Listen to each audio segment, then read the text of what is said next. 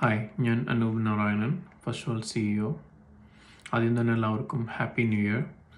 2025 ഞാൻ ചെയ്തിരുന്ന വീഡിയോയ്ക്ക് കുറച്ച് കോമൻസും അതുപോലെ തന്നെ എനിക്ക് ഇൻബോക്സിലായിട്ട് കുറച്ച് ചോദ്യങ്ങളും ഓക്കെ. അപ്പോൾ അതിൽ ഏറ്റവും കൂടുതൽ ആളുകൾ ചോദിച്ചിരുന്നതും പേഴ്സണലായിട്ട് മെസ്സേജ് അയച്ചിരുന്നതൊക്കെ ഞാനന്ന് ധരിച്ചിരുന്ന എൻ്റെ റൈബൻ സൺഗ്ലാസിൻ്റെ കാര്യങ്ങളാണ്.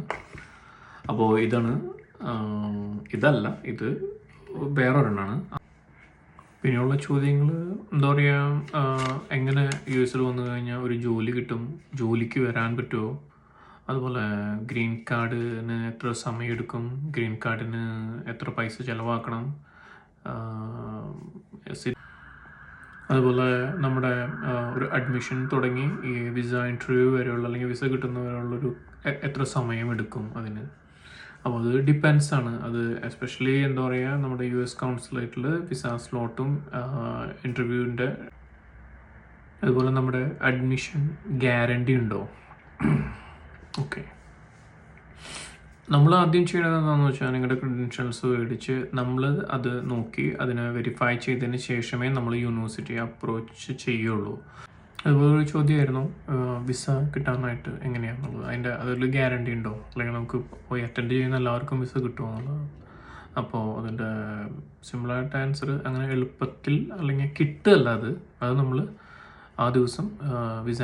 ഓക്കെ, ഇനി നമുക്ക് നോക്കാം യൂണിവേഴ്സിറ്റി, അതായത് പഠിക്കാൻ ട്യൂഷൻ ഫീ എന്ത് വരുന്നത്. അപ്പോൾ ഇവിടെ ട്യൂഷൻ ഫീ എന്ന് വെച്ച് കഴിഞ്ഞാൽ അത് നമ്മൾ സെലക്ട് ചെയ്യുന്ന യൂണിവേഴ്സിറ്റി, സെലക്ട് ചെയ്യുന്ന പ്രോഗ്രാംസ്, ഇതിന് എല്ലാത്തിനും ഡിപ്പെൻഡ് ചെയ്തിട്ടിരിക്കും.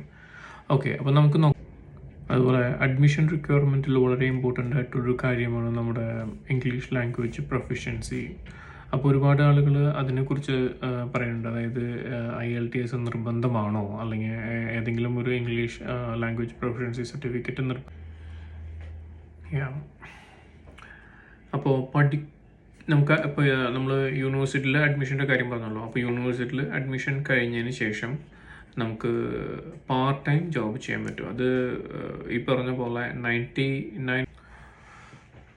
ഓക്കെ, OPTയിൽ തന്നെ ഒരു വിഭാഗമാണ് STEM എക്സ്റ്റൻഷൻ എന്ന് പറയുന്നത്. അതായത് നമ്മൾ ചെയ്യുന്ന പ്രോഗ്രാം ഈ പറയുന്ന പോലെ science, technology, engineering, maths related ആയിട്ടുള്ള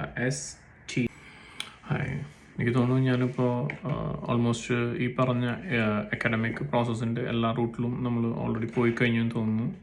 അപ്പോൾ നിങ്ങൾക്ക് ഇതുമായിട്ട് ബന്ധപ്പെട്ട് എന്തെങ്കിലും ഇനിയും സംശയങ്ങളുണ്ട്, കൂടുതൽ അറിയാൻ താല്പര്യമുണ്ടെന്ന് വെച്ച് കഴിഞ്ഞാൽ